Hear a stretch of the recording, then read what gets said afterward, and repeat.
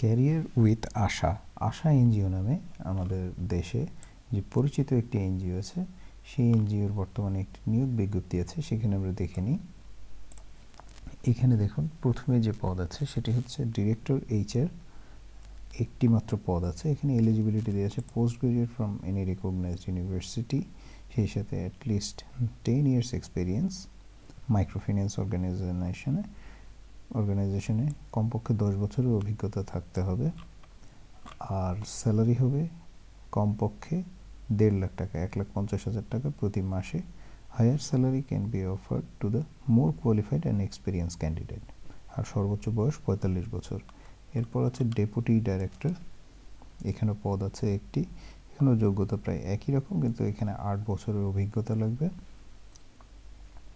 আর সেই সাথে 4 বছর service in assistant director or equivalent post, এই অবস্থায় 4 বছরের অভিজ্ঞতা লাগবে। মিনিমাম বয়স 40 বছর, অ্যাটলিস্ট 1,15,000 টাকা স্যালারি। এবং সর্বশেষ যে পদ আছে সেটি হচ্ছে অ্যাসিস্ট্যান্ট ডিরেক্টর এইচআর, এবং এখানেও পদের সংখ্যা একটি। এখানেও যোগ্যতা পোস্ট গ্রাজুয়েট এবং অ্যাটলিস্ট 4 বছরের অভিজ্ঞতা লাগবে মাইক্রোফিন্যান্স অর্গানাইজেশনে। আর 2 বছর জুনিয়র অ্যাসিস্ট্যান্ট ডিরেক্টর অথবা ইকুইভ্যালেন্ট পোস্টে চাকরির অভিজ্ঞতা থাকতে হবে। কোনো তৃতীয় বিভাগ থাকা চলবে না। বেতন 80,000 প্রতি মাসে। বয়স সর্বোচ্চ 35 বছর। স্যালারি এবং বেনিফিট এখানে তো দেয়াই আছে, এবং সেই সাথে যে আদার বেনিফিটগুলো সেগুলো থাকবে। জব লোকেশন কেন্দ্রীয় office Dhaka.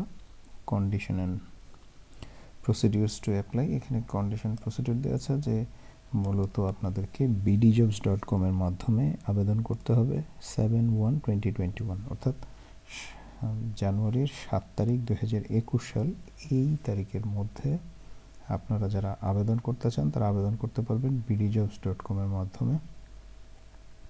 Selected candidates will be required to deposit টাকা 10,000 at the time of joining. She will get it back with interest while leaving the job according to the rules of the organization.